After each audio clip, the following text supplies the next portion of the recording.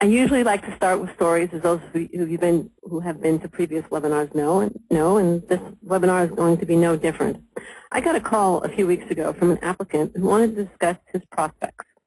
Coming from IT, he wanted to move into investment banking, but he was very nervous. He was scared. In fact, he was petrified, and he wanted reassurance that you could still use an MBA to change careers, that it was still possible.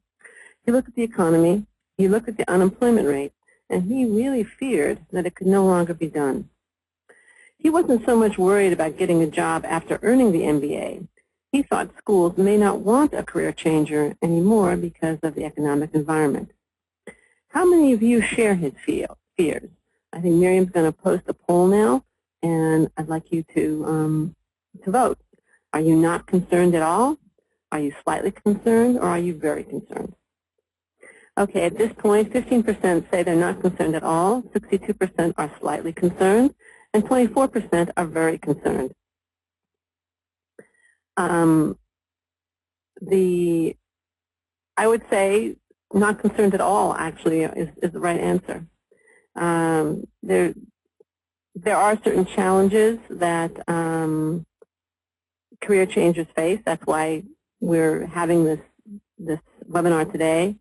But the fact of the matter is that business schools actually love career changers, and that an enormous percentage of every top school's MBA class consists of career changers.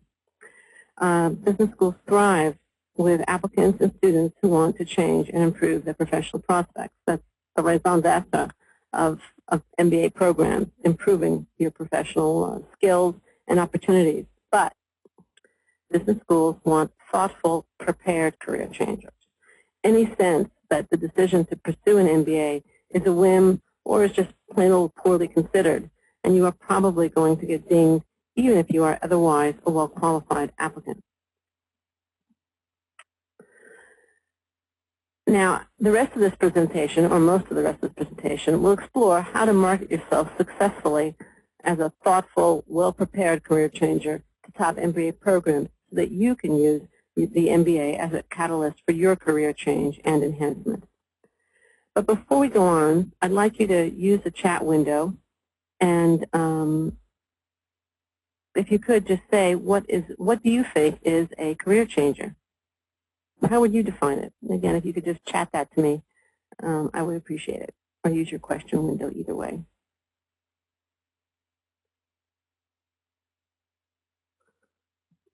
Okay, hold on a second. Change of industry, change from one industry to another. Switch functions, functional change, either job or industry. Okay. Hertanto, you got it. It's someone changing job and or industry, or both. That's right. That's right. Hertanto, you got it. That is the correct answer. An MBA career changer is somebody using the MBA to affect a change in job function and or industry. So let me give you a few examples of that.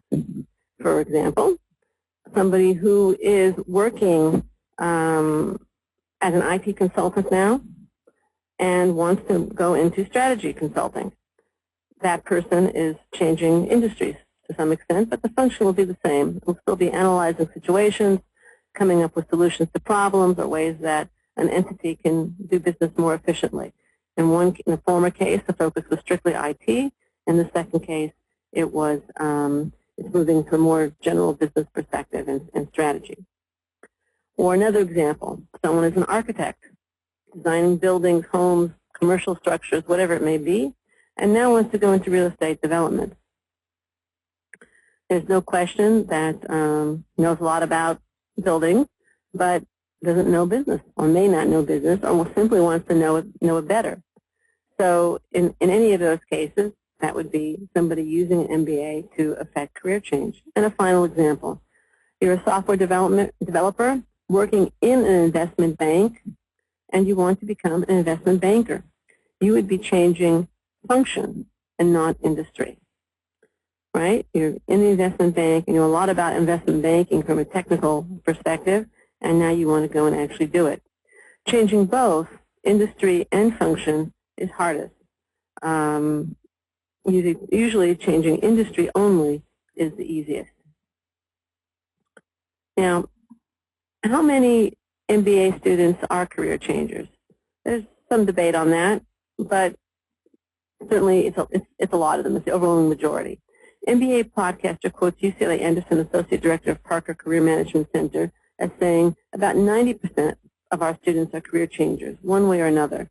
It might just be switching industry or switching functions or making a whole switch of everything. That was a quote. Julie Morton, who is Chicago Boost Associate Dean for Career Services, in the same podcast, said that 75 to 80% of Chicago Boost students are career changers. Others peg the figure at around 50%. So whether the number is 50%, 75%, or 95%, the majority of MBAs are career changers, and that has not changed. Getting back to my opening story.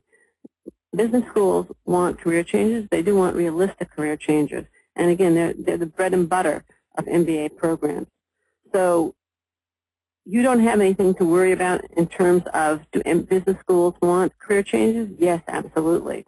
You just have to make sure that you come across as a thoughtful, well-prepared, informed, and qualified career changer. Now, I'd like you, again, just to get a little bit input from you, could you give me a sense of what you think are some of the qualities or aspects that you need to include in your MBA application to show that you can be a successful career changer? I'm just going to take a second to do this. I want to see what you think it is.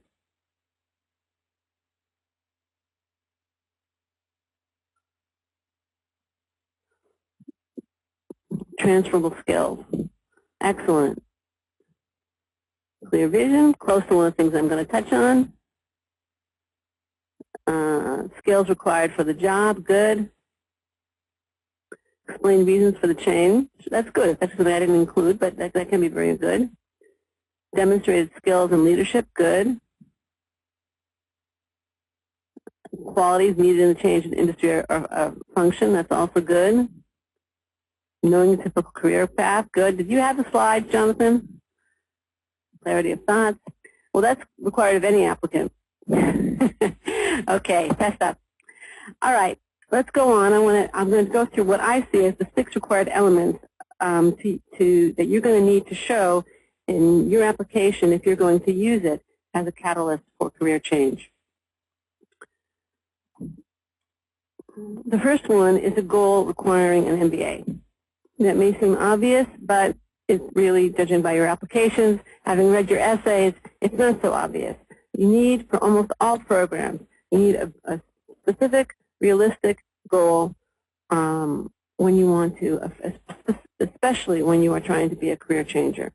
What you're going to do after your MBA is a critical component in admitting you. You can't ignore your past, and we're going to get there in a minute, but the driver for this decision to pursue an MBA has to be the future. I mentioned the word driver. It's kind of like driving a car. When you drive a car, you're going to spend a lot of time looking forward. You'll glance at your side mirrors, you'll glance at your rear view mirror, but the bulk of the time you're going to be looking where you are going, your destination. My husband and I just got back. I'm from Los Angeles. My husband and I just got back from a trip to New York and New Jersey. Even though he is from there, driving around is a big pain in the neck, and finding your way is even harder. We spend a lot of time focused on the map and our destination and where we're going. Similarly, you have to have a good idea of where you're going, and I guess how you're going to get there is the application process, and you're also spending a lot of time on that. But the goal has to be the driver. Now, schools will want to see a goal that requires an MBA. For example, going back to the examples I gave before, if you say you want to be a strategy consultant, you need to know business. It's very simple, obviously, as long as you're a strategy consultant for a business entity. If you say you want to go into real estate development or into investment banking, those are all goals that require or certainly benefit from an MBA. If you want to say you want to go into production, business development in the entertainment industry, again, an MBA can be very, very useful.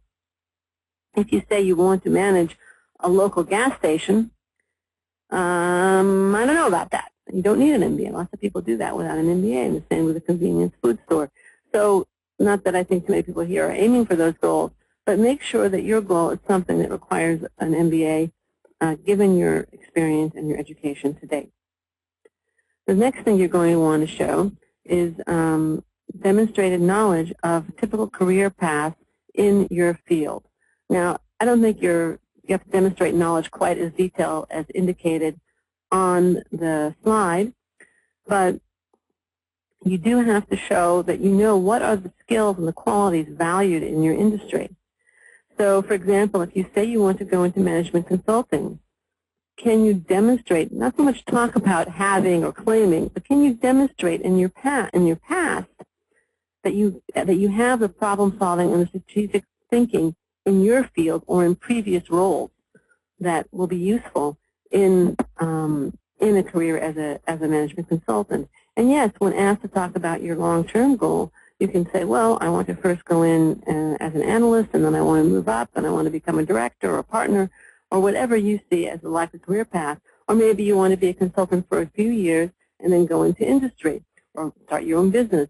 Whatever is the logical path for you, make sure it makes sense and that the dots connect. Now, I see that several of you are posting questions. You're welcome to post them now, but I will be responding at the end of the webinar. So you can either post them now and we'll get to them later, or just jot them down and save them for later, whatever you prefer. So getting back to the career path, if you say you want, let's say you say you're interested in investment banking, at the same time in your essay somewhere you express concern about work-life balance, the schools may question your knowledge of the field because investment banking is known for terribly long hours and a lack of work-life balance. So there would be a disconnect there, and what you say is important to you and your chosen career path. In essence, what the schools want to see is that you've done your homework and that, you're not acting on a whim. You're not acting on the latest rerun of The Apprentice that you saw. That you've thought it through carefully and you really know where you're going and you've analyzed what you've done and what you can bring to your chosen field. And that brings us to the next essential element in a career changer's application, and that is transferable skills. Even if you're changing function and industry, you have to show that you have learned something in your previous life or your life to date that's going to be applicable, helpful, and useful in your chosen field. So, for example, for that first example I gave at the beginning of the webinar, when we have somebody who's moving from IT, or rather from working in information technology at an investment bank and wants to move into investment banking, that person would focus on his or her quantitative skills. Let's say it's a she, his or her quantitative skills, and her knowledge of the investment bank from having worked in that industry for whatever many years she'd worked in it. If you're talking about someone who's moving from an artistic role to business development in media and entertainment, then let's say they were an actor or a musician, and let's say this person would want to show the ability to do some return on investment analysis on a very basic level, nothing fancy, to negotiate, to manage his or her career as a business. That would be very much of a transferable skill. And again, they could show knowledge of the entertainment industry because they had been in it, as well as relevant skills. What about the architect going into real estate development? Again, that architect could show ability to manage his own practice, to see investment opportunities, to negotiate, and to perhaps to perform some very basic financial analysis, or to be fascinated by the financial analysis that he had seen but could perhaps not yet do. Bottom line here is don't make the schools guess or imagine what you will bring to the table or to a future job or future recruiter. Tell them. Don't leave it to their imagination. Let them know that you have in your background, in your experience, both qualities and skills that are going to be useful to your future career. And again, that thought process will reinforce the idea that this decision to change careers is not a whim, that it's well thought out that it's well considered, and that you're prepared for it. Now, I mentioned and I've emphasized the importance of future, your goal in driving this decision. But of course, it's not just about the future. Your past, which are your qualifications, counts too. And like all MBA applicants, and I'm not going to go into this a lot because this is not specific to career changers, you need to qualify academically. You need to be competitive academically. And that means you have to have the GMAT, the GRE, the GPA, or the grade percentage, or somehow show that you have the mental horsepower to compete in a top MBA program. And that usually involves looking back. But there's another element. In addition to just qualifying academically for the program, there are certain careers that will look at your past academic qualifications very, very closely.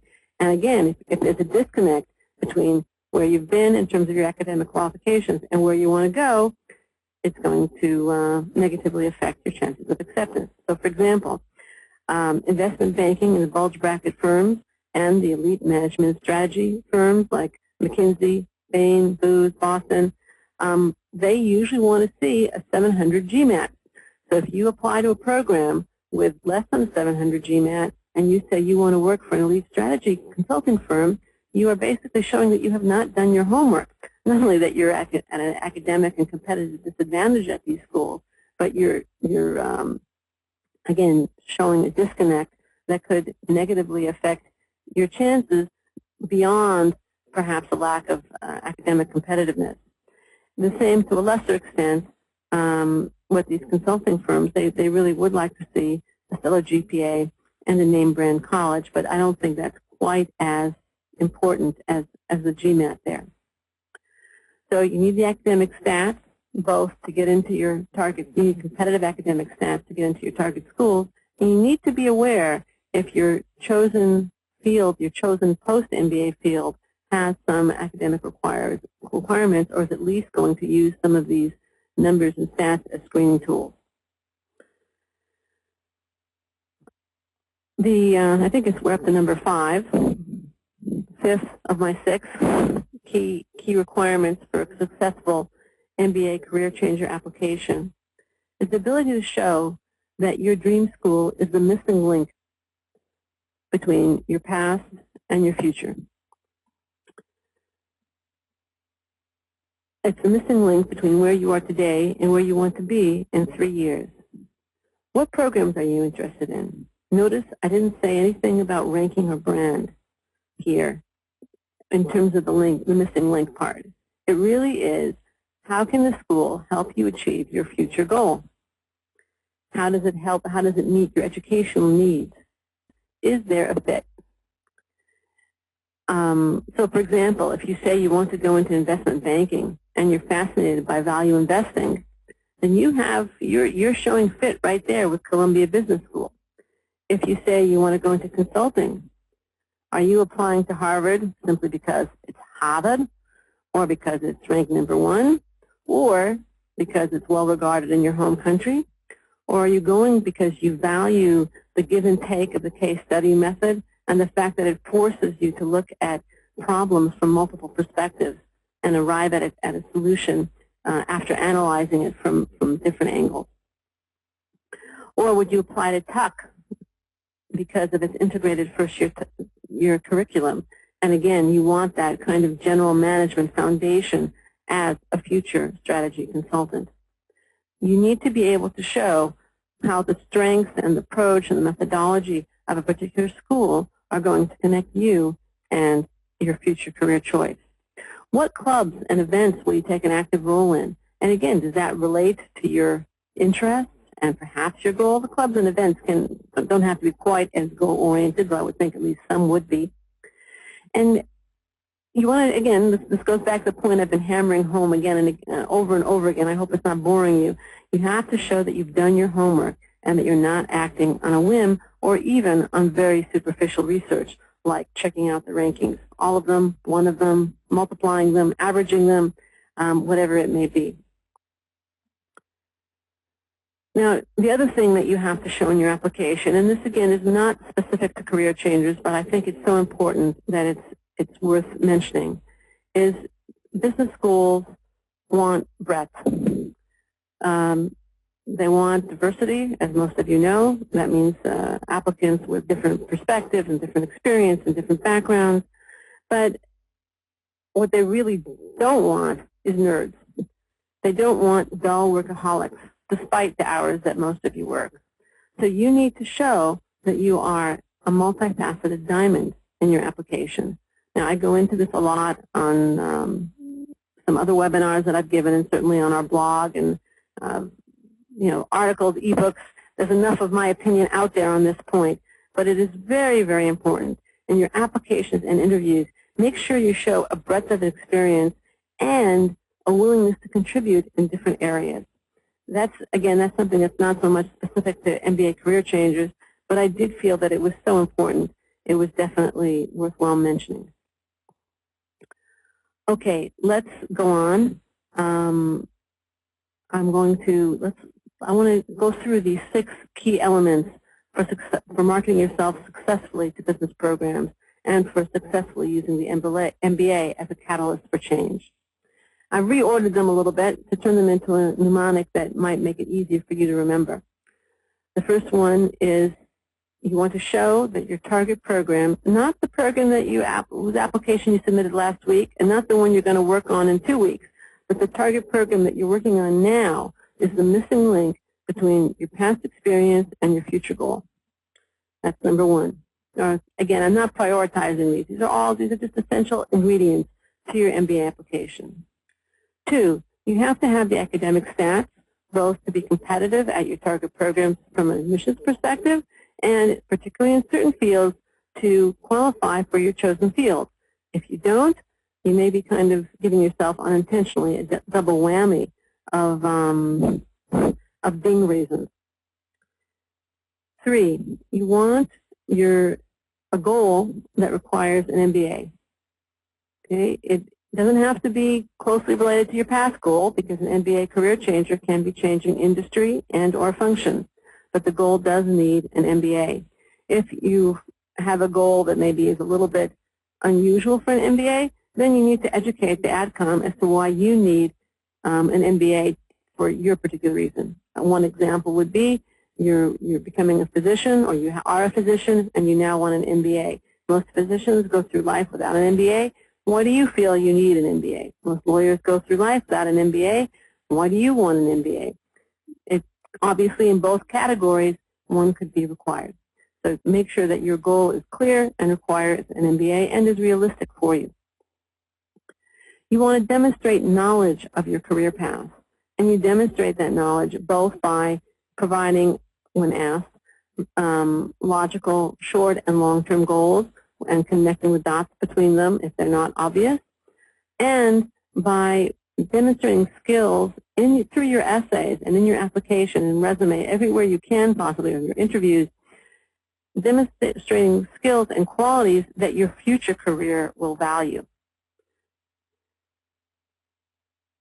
Experiential breadth, again, that's something that is not unique to career changers, but I do think it's worth sharing and reminding you of, because there may be such a tendency to show, oh, I'm really fit professionally, that you could accidentally ignore this other very important quality that MBA programs seek, and that is breadth and variety and a multidimensional human being.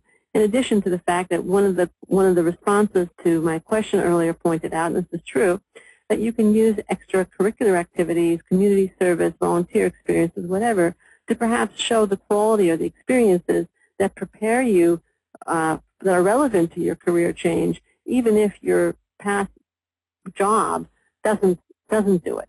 So that was one thing that I neglected to mention earlier, but it's certainly worthwhile mentioning now. And then the final element that you need to market yourself to, as a career changer, to top MBA program are transferable skills. And we went through that again, before. If you want to go into management consulting, can you show the kind of critical thinking, problem solving that a strategy consultant needs? If you want to go into investment banking, can you show the intensive quantitative abilities and skills that field knows, that field requires. So those are the elements that really are necessary in an MBA Career Changers application. These are the 6 essential ingredients that you need to successfully market yourself as a career changer, and to use the MBA as a catalyst for career change. Now, Exhibit.com would like you to help you affect this change. We bring an enormous editing skill to your application. I always am curious that professional writers always have their work edited, and somehow amateurs are a little bit squeamish about it. So I would advise you to follow the example of the professionals and have your essays edited. Furthermore, other than just any old editing service, Exhibit.com has years of MBA admissions experience. We've been advising applicants since 1994. We have experience that probably none of you want to have, and we would like to share that experience with you and that depth of experience with you. If you'd like more information about our services, you can check any of these URLs, and also we'll be sending you some more information after the webinar. Now, Miriam had promised you that we're going to announce a special offer. I'm going to announce a special offer. I'm going to announce a special offer, and also, and this is not a special offer, but I think it's something you should know about. Something you should know about is a price increase. We are raising our prices on September 1. You can beat the price increase by buying any of our services prior to that date. In other words, before August 31st. On or before August 31st, you will get our current rates. After that, the rates are going up. The special offer is if you use coupon code MBA50, you can get 50% off any MBA ebook today, tomorrow, and Friday. This last offer is just the ebook offer, not the price increase, is just for registrants at today's webinar. So, feel free to take advantage of that. Again, the coupon code is MBA50, Masters in Business Administration 50. So at this point, I'd be delighted to take your questions. And I see there are a lot. So let's see what we can do here.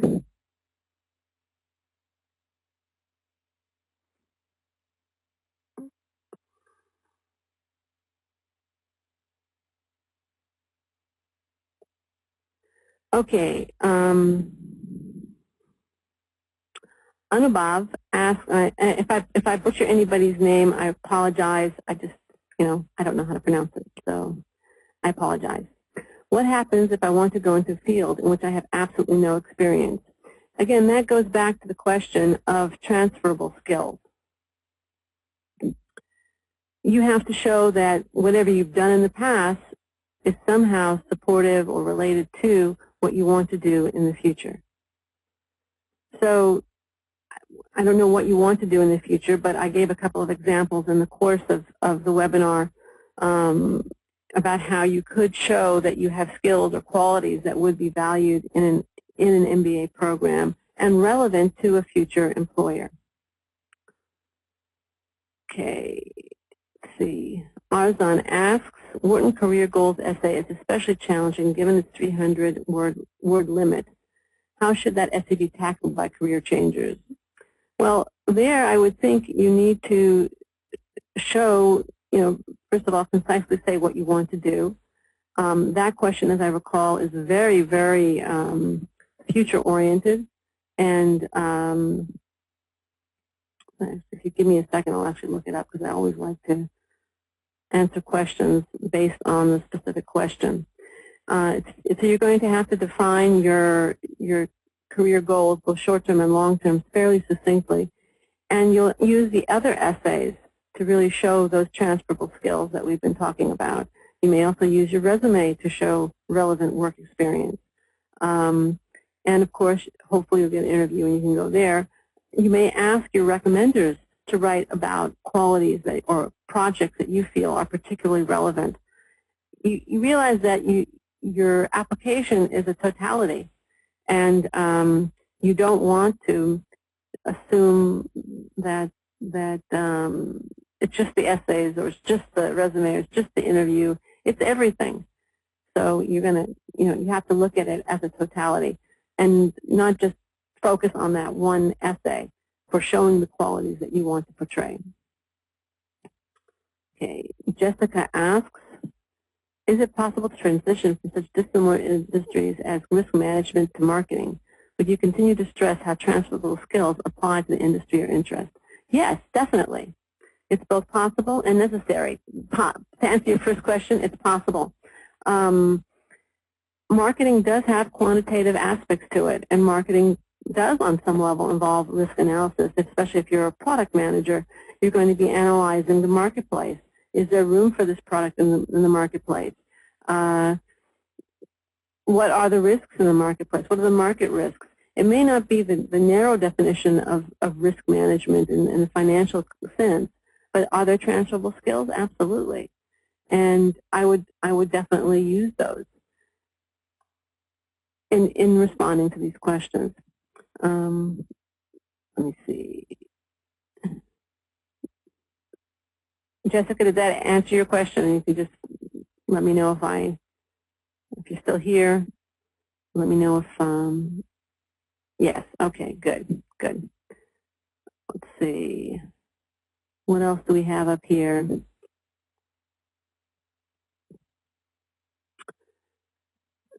Narmita asks, what other levels of detailing one should go into whilst listing out career goals? I read somewhere that the AdCom gives an applicant ample leeway to explore what they want to do at B-School. That question is somewhat dependent upon the school you are applying to and the questions asked on the application. Some schools are very specific that they want to know your short-term and your long-term goals. Others are more general, and a few don't even ask about them. So I know I've made a big deal across the board that career changers need to have realistic goals, and basically I pretty much think that's true. But if the school doesn't ask for them, then I would de-emphasize them. There's no question in my mind that the questions reflect what the schools value, and you have to respond to that. They definitely do give applicants. Nobody's asking you to sign a contract in your essays. So if your goals change in the course of business schools, schools know they're going to change. They expect it, and it's not a problem. Michael asks, is it okay to use the school's location as a good reason for choosing that school? I.e., I want to be in New York City, hence I'm applying to Columbia and New York, NYU Stern. That is okay if it's one of the reasons you are applying to those schools. If it's the only reason you're applying to those schools, I would think that it's very problematic and not at all compelling, possibly damaging. Because you can go to Fordham, you can go to Zicklin. There's a bunch of business schools. You can Farley-Dixon. There's all kinds of them. I think I mispronounced that also. But there are a lot of business schools in the New York area. They're not NYU and Stern and Columbia. So you need to also provide reasons why those programs, again, appeal to you and are going to help you choose your schools. If you say, in addition, that you feel you want to be in New York City, fine, that's great. They're both very proud of their New York City locations, and they tout the advantages of that location.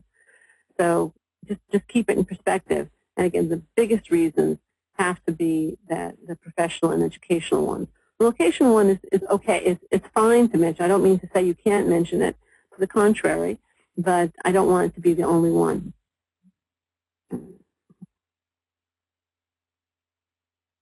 Okay. Athens asks,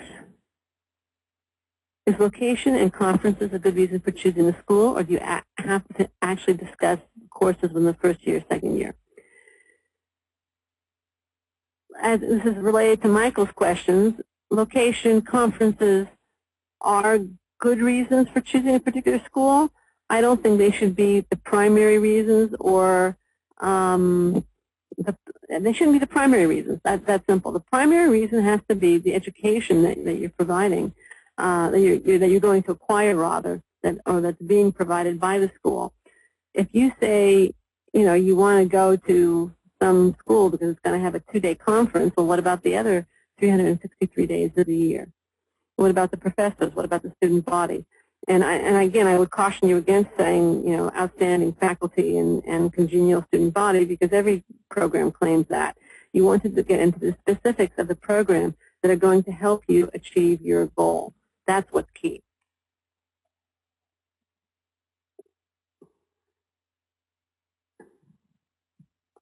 Now, Anubhav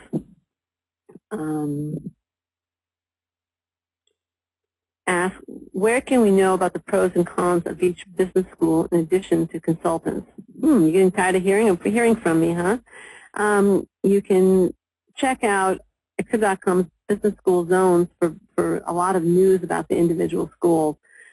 Interestingly enough, I just came, it was a brand new site called Poets and Quants, and the man behind it used to be the editor of Business Week, and he also was the person, the force behind Business Week's rankings when they first came out, and I'm blanking on his name right now. Somebody can help me? The site is called poetsandquants.com. And John Byrne, thank you very much. Yes. Okay, John Byrne is behind it. It's called Poets and Quants. I was looking at some of the information he had just last night. I was reading an article in which he was comparing Kellogg and Michigan Ross. And he does an excellent job of comparing schools. You'll see a lot of information about schools in isolation. But that website, and it's a free resource. So you can go there. So you can, anyway, he's not a consultant, so you can check that out. Jonathan asks, as a prospective career changer in both function and industry, is it a better strategy to specify what you'd like to get an MBA to change function within the same industry? Is it wrong?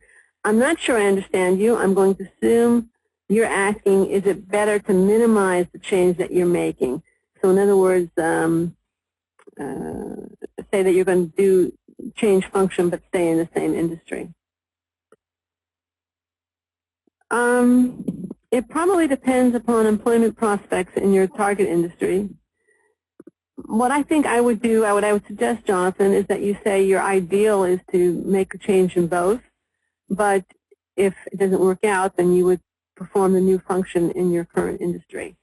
Business schools, and this is one of the things that I think changed with the recession, is that business schools wanted to see a plan B. I'm hearing less about plan Bs this year than I did a year and a half ago, but I think that if you are trying to make a dramatic change, discussing a plan B could be helpful. Angie asks, what if you have a great deal of work experience, more than 6 jobs on the resume? I had to work part-time with a few temp jobs to pay the bills. Well, if you were working your way through schools and you had temp jobs, that's okay. If you had a lot of part-time jobs, and I think I need to see the details and know actually what was going on. If you were laid off and took some part-time jobs while you were laid off, and some of them were temp, etc., I just don't see it as a big deal. You might want to, in an optional essay, explain some of the career, some of the jumping around. And again, if a period of brief instability is bookended by 2 long-term jobs, or 2 jobs that are more in your career and on your career path, I don't think that brief period of instability is going to be a problem, especially if it coincided with a recession. Ben asks, and this is a very good question, is age a factor when it comes to career change? Yeah. That's the short answer. Yes, that's the short answer. The long answer becomes, well, how is it a factor? If you are 35 and say you want to go into an entry-level position in investment banking, again, I think you'd be showing a certain lack of realism that could be very detrimental to your application. Nobody's going to say that they're discriminating against a certain age group, but the reality is that at 35, you are going to be a less appealing applicant to investment banks for an entry-level position. So again, you have to be realistic. If you're advanced in your career and the more dramatic your change is, then the more, I think, explanation, education you have to provide. Also, if you are an older career changer, and again, it's more of a factor when you're talking about older applicants. If you're an older applicant and fairly invested in one career and making a change to another, that whole issue of realistic goals, realism plays more of a role. So if you say you're making a change and you have a job offer waiting for you on the other end, which admittedly is not that common, you just need the skills provided by an MBA, then you need to say so. Because if they view your goals as unrealistic, they're going to be less likely to admit you.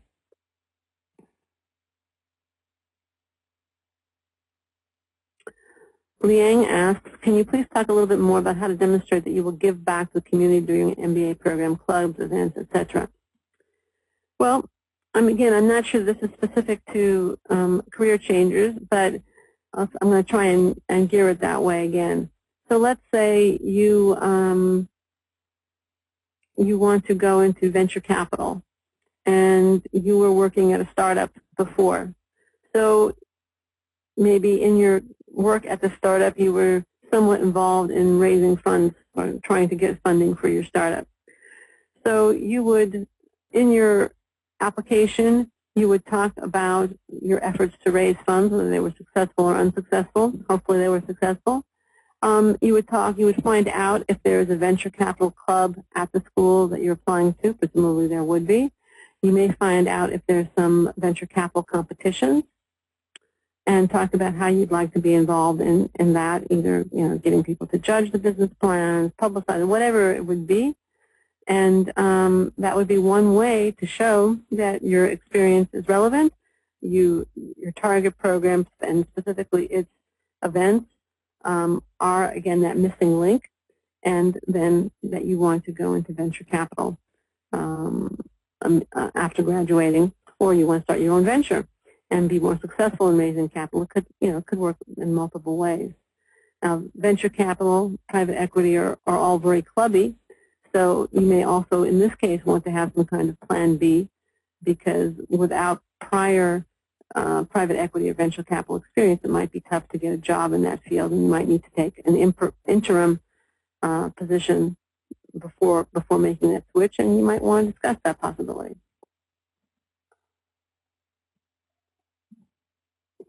How do recommendations factor in the applications, especially for career changers? Recommendations provide perspective on your work and your qualifications from a third party, and that is their primary job. They hopefully will confirm the good impression that you're trying to make in your applications and your qualifications, etc. From your perspective, if you can talk to your recommenders, then they can also reinforce messages, but not from your perspective, from the recommender's perspective, that you're trying to get across. So, example, if you are in a field that's not known for heavy quantitative demands, and you want to go to business school, you're the poet applying to business school, you may ask your boss to mention that you handled a really, really demanding quantitative assignment, at least for this field. Or you may ask your boss to talk about, conversely, if you're, let's say, in a very technical role where you're coding all day long or sitting at a laboratory bench all day long, you may want your boss to talk about your communication skills when you gave a presentation to clients or to probably more executives in your company trying to push a particular point of view, and you did a very persuasive job, and you got everybody behind it. That would be a demonstration of your communication skills. So you can request that your recommenders bring out certain qualities that you're trying to bring out in your application. Up in Durjit, and again, I apologize if I'm butchering names here.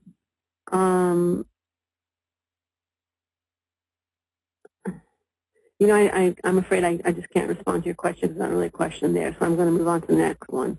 Brett, is there a way to show flexibility with your future job's career without seeming unsure about your career path? This is an excellent question. I think I touched upon it touched on it when I was discussing Plan Bs. I think you can show, again, a Plan B. Plan A is what you really, really want to do. However, if it doesn't work out for whatever reason, then you would do Plan B. And I think schools will view that as maturity and realism, and they will appreciate it. But what you want to stay away from, and flexibility is a word that means many things to many different people. What you want to stay away from is, I want to go into finance, marketing, or consulting. That's not flexibility. That's nothing. That is not a goal. That's a joke. It's bad news. It means you don't know what you want to do, and that's very different from flexibility. Flexibility is, I know what I want to do. If I can't do it, I'll do something. If I can't do A, I'll do B.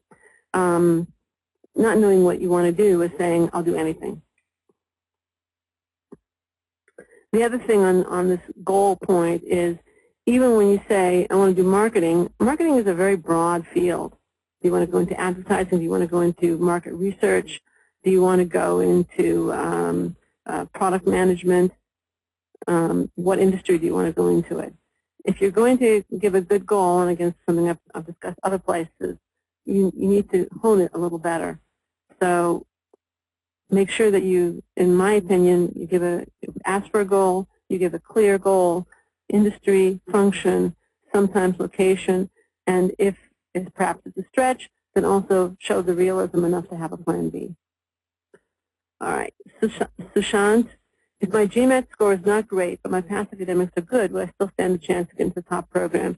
That's something where the details, devil is in the details, and I really just can't respond to that. It's just too general. So let's see if there are other questions here. I still have time for a few questions. Subhadeep, does completing pre-admission MBA courses, finance, accounting, etc., give a distinct advantage in the MBA admissions procedure? That really depends. I don't think it gives it. If you come from a non-business background, taking these courses shows that you're serious about making the switch, and that it's not a whim. So in that regard, it is a good thing, going back to what I was talking about earlier. Is it a distinct advantage? Again, I think it might be a help. I'm not sure it's really a competitive advantage. It's just a strengthening of a way of demonstrating your seriousness intent. For the applicant who has poor grades in college, getting recent A's in business-related courses can really strengthen their application along with a good solid GMAT. Let's see what else we have here. Okay, Himanshu asks, hi, I want to move from IT to strategy consulting, but I'm interested in only one-year programs in Europe, such as Oxford or Cambridge. What are the chances? If you're trying to change careers, you're usually better off with a 2-year program, unless, and INSEAD sometimes does this, there is a internship in the middle of the program which would allow you to work in your chosen area. I don't know if Oxford or Cambridge do. So, just beware that internships can be very, very helpful when you're trying, and this is once you're in the MBA program, when you're trying to affect a career change. How do I overcome age barrier at 38 when most school students average 28? That is probably the subject of another webinar. We do have an article on the site for older applicants. And Miriam, if you have a chance and could get that URL and post it for Lena, I think that would be really helpful. Basically, if you're older, you're best off applying to programs that welcome older applicants. You may want to, and you need to show realistic goals for somebody of your age. And also, if you have the connections to get your own job, that may help you. You may want to consider programs like the Sloan Fellows Program, which are full-time residential programs for applicants with 10 or more years of experience, but they're very demanding in terms of, both in terms of the workload while you're in them and in terms of the qualifications required to get in. Or you may want to consider an EMBA program, Executive MBA. Angie asks an interesting question. What if you're relatively flexible in your career goals? I have two goals, pharma or entertainment. I have worked in both. I would say choose one for purposes of your applications. And you may choose a different one depending upon the school you're applying to. If you're applying to school with really good media entertainment programs, then you can focus on your entertainment goals. If you're applying to a program with strong ties to pharma, then focus on your pharma goals. But I would not include both those goals in your application because they're just so distant. That's not A or B. Those are two different worlds.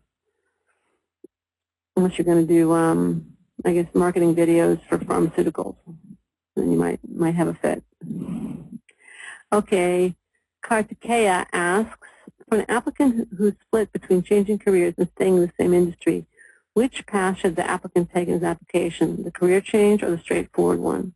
I would say the one that appeals to you more.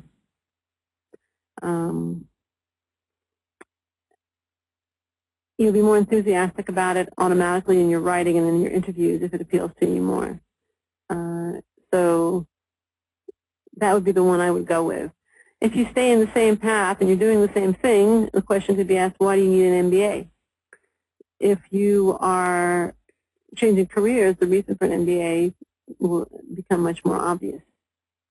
So obviously you can be a career enhancer when you're moving up in your current industry, but my basic answer would be to go with the one that you're more enthusiastic about. And Hari asked the question about, is there a discount for the MBA editing service if purchased before September 1? We do not currently have a discount on our MBA editing services, but if you purchase before September 1, i.e. on or before August 31st, you'll get our current prices. After September 1, it's the new prices, and again, we are having a price increase. Nicole asks, what if you have been getting experience in your targeted new industry for only a short time? Is less than a year acceptable by admission standards? Well, it's better than nothing. Okay, that would be my real short answer. If you've been working in one field and have some limited exposure to your target field, it's better than nothing, and 1 year is a good start. So I wouldn't necessarily wait solely because you want to get more experience in your chosen industry. But this is one more of those questions where the devil is kind of in the details.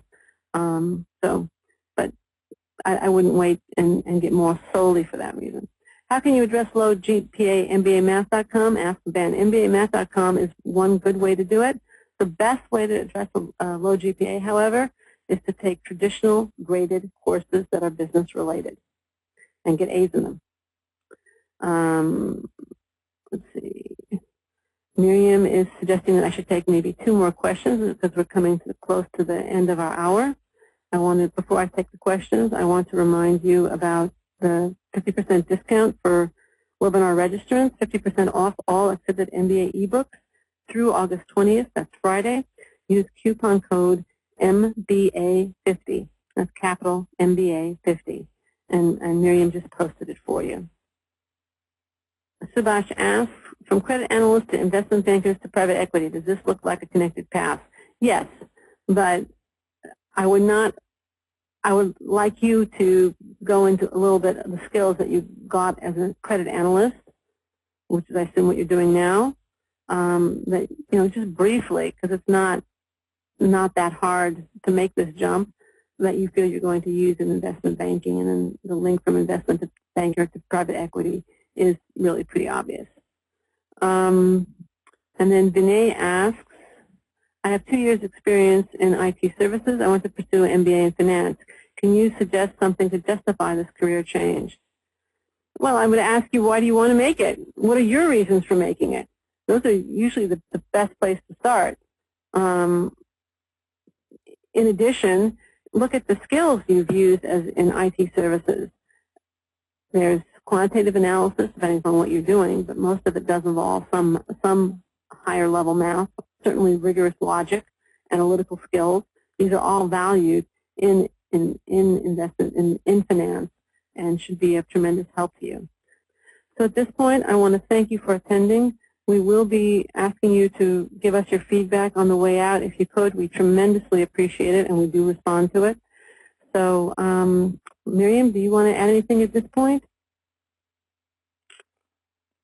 I think that's about it, Linda. If anyone has any more questions that are still unanswered, they can post them on the accepted.com forums. I'm going to go ahead and post that link again for everybody. And just wanted to thank you, Linda, for this informative webinar, and thank you, everyone, for attending. Again, as Linda mentioned, just please remember to provide your feedback for us when you leave the webinar. We do value it highly. And if you want to review the webinar, like Linda said, it'll be available in about a week or so on the accepted.com website.